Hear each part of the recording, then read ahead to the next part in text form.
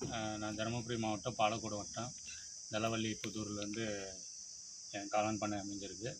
2021 December அதுலேருந்து நான் காளான் பண்ணை இப்போ ஷெட்டு போட்டு காளான் உற்பத்தி பண்ணிட்டுருக்கேன். நான் ஃபஸ்ட்டு பார்த்திங்கன்னா சின்னதாக தான் ஆரம்பித்தேன் காளான் பண்ணேன். சும்மா எந்த ஒரு ட்ரைனிங்குமே இல்லாமல் எனக்கு தெரிஞ்ச ஏதோ கொஞ்சம் பார்த்தது படித்ததை வச்சு நான் காளான் உற்பத்தி பண்ண ஆரம்பித்தேன்.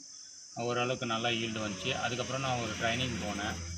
ட்ரைனிங் போயிட்டு அதுக்கப்புறம் பெருசாக ஷெட்டு போட்டு இப்போ ப்ரொடக்ஷன் பண்ணிகிட்டு இருக்கேன். இப்போ 2 வருஷமாக பார்த்தீங்கன்னா காளான் உற்பத்தி பண்ணி எங்கள் பண்ணையில் வந்து லோக்கலில் கேட்குறவங்களுக்கும் சேல் பண்ணிகிட்டு இருக்கேன்.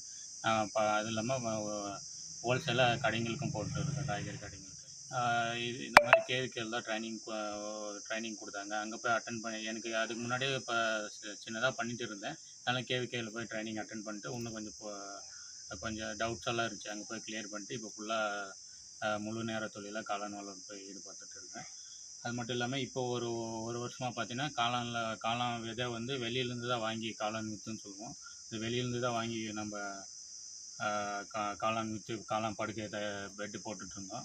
இப்போ நானே காளான் விற்றும் நானே பண்ணிகிட்டு இருக்கேன். காளான் பண்ணியும் பண்ணிகிட்டு இருக்கேன். என்னோடய காளான் பண்ணையில் பார்த்திங்கன்னா டெய்லியும் பார்த்திங்கன்னா ஒரு 10லேருந்து 15 கிலோ ப்ரொடக்ஷன் எடுக்கலாம் காளான். இது பார்த்திங்கன்னா மாதத்துக்கு பார்த்திங்கன்னா ஒரு 40,000 45,000 டர்ன் ஓவர் போகும். அதில் எப்படி பார்த்தாலும் நமக்கு ஒரு 30லேருந்து 40% நமக்கு வந்து ப்ராஃபிட்டாக நிற்கிறதுக்கு வாய்ப்பு இருக்குது. அப்புறம் பார்த்திங்கன்னா நானும் கேவிகேல ட்ரைனிங் எடுக்கும்போது மற்ற பண்ணைங்களை போய் நான் பார்த்துருந்தேன். அதே மாதிரி இப்போ நான் என்னோடய பண்ணை ஆரம்பித்ததுக்கப்புறமா புதுசாக இந்த தொழிலுக்கு வரணும்னு நினைக்கிறவங்க என்னோடய பண்ணையை வந்து பார்க்குறேன். கேவிகே மூலிமா வந்து என் பண்ணையும் பார்த்து அது மூலிமா அவங்களும் பண்ணை போட்டு இந்த தொழிலை பண்ணிகிட்டு இருக்காங்க.